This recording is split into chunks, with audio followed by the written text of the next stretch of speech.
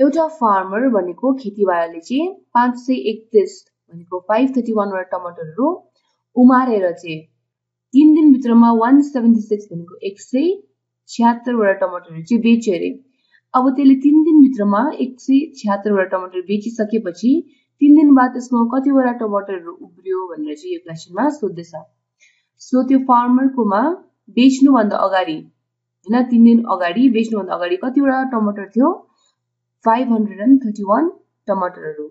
अनि 3 दिनभित्रमा त्यसले कति बेचेछ 176 वटा टमाटरहरू त्यसले बेच्यो। अब 3 दिन बाद चाहिँ त्यसमा कतिवटा उब्रियो त्यो निकाल्नको लागि चाहिँ हामीले के गर्नु पर्यो 531 बाट 176 घटाउनु पर्यो हैन। अब यो घटाउँदाखेरि चाहिँ म तपाईहरुलाई पहिलाको जस्तै तरिकाले गर्ने छु तपाईहरुको लागि। भनेको 531 र 176 लाई एक्सप्यान्ड अथवा छुट्याएर अब यहाँनेरि 500 को प्लेसमा 3 10s को प्लेसमा अनि 1 1s को प्लेसमा छ हैन। त्यसरी नै 1 यहाँनेरि 176 मा 1 1s को प्लेसमा 7 10 सरी 100 को प्लेसमा 7 10s को प्लेसमा र 6 1s को प्लेसमा छ। सो 531 लाई म कसरी लेख्छु 500 plus 30 plus 1 ओके। अनि minus 176 घट्दैछ त्यही कारण minus 100 minus 70 minus 6। अब किन मैले माइनस लिएको किनभने 176 चाहिँ 531 बाट सबट्र्याक्ट हुँदैछ नि त घटिँदैछ ओके।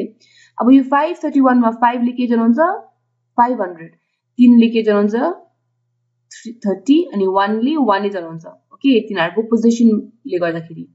सो अब यहाँनेरि सबट्र्याक्ट गर्दाखेरि चाहिँ के गर्नु पर्यो सबसे भन्दा पहिला 1s को पोजिसनमा स्टार्ट गर्नु पर्यो हैन। तर यहाँ 1s को पोजिसनमा हेर्दाखेरि हामी के देख्छौं 1 6 भन्दा कम्ती छ हैन। सो अब के गर्छ 1 ले माग्छ कसलाई माग्छ यो 10 को पोजिसनबाट जो पनि छ त्यसलाई माग्छ हैन। सो त्यसलाई भन्छ हामीले के गरेको बोरो गरेको।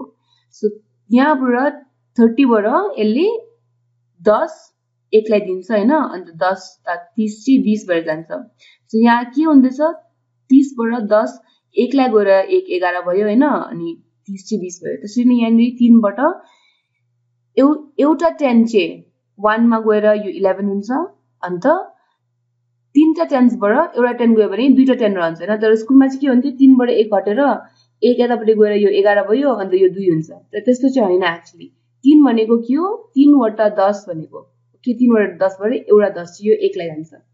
अब यो 11 र 6 यसलाई हामी घटाउन सक्छ हैन त्यो हुन्छ 5 यहाँ पनि 11 बाट 6 घट्यो भने 5। अब 10s को पोजिसनमा जुमै अब 10s को पोजिसनमा जाँदाखेरि 2 7 भन्दा सानो छ हैन। अब कसरी घटाउने यहाँ पनि 20 70 भन्दा सानो छ। अब यो 2 र 7 चाहिँ 20 र 70 सेम हो ओके यहाँ एक्सप्यान्ड गरेर लिएको यहाँ नर्मली लिएको। अब के गर्छ यो 2 ले 100s को पोजिसनबाट बोरो गर्छ। सो 500 बाट 120 लाई जाँदाखेरि यो 400 हुन्छ अनि यहाँ 100 जोडिँदाखेरि 120 हुन्छ हैन। 100 मा 20 जोड्यो भने कति हुन्छ 120।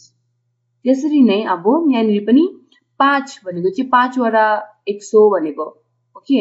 सो 5 बाट एउटा 100 जाँदाखेरि यो 4 हुन्छ हैन भनेको 4 वटा 100 अनि यहाँ चाहिँ 100 भनेको के हो 10 वटा 10 हैन 10 वटा 10s को थाक भनेपछि यहाँ 10 plus 2 will be 12।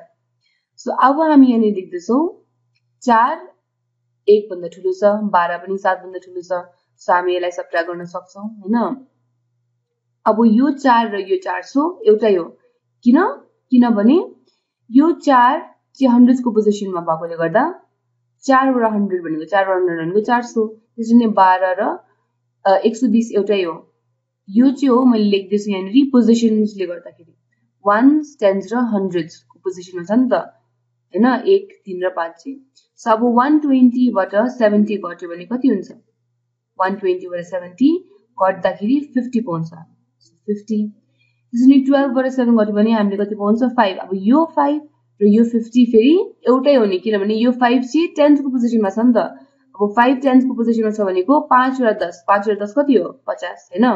त्यसरी नै अब यहाँ 400 minus 100 भनेको 300 अन्त यहाँ 4 minus 1 भनेको 3। अब यो 3 र यो 300 सेम हो फेरि किनभने 3 चाहिँ 100s को प्लेसमा छ हैन अन्त 3 वटा 100 भनेको 300। यसरी हामीले देख्दछौँ यहाँनिर 531 बाट 176 घटाउँदाखेरि हामी कति पाउँछौँ 355 भनेपछि 3 दिन बाद 531 बाट 176 घटाएपछि त्यसकोमा 355 वटा टमाटरहरू उब्रेछ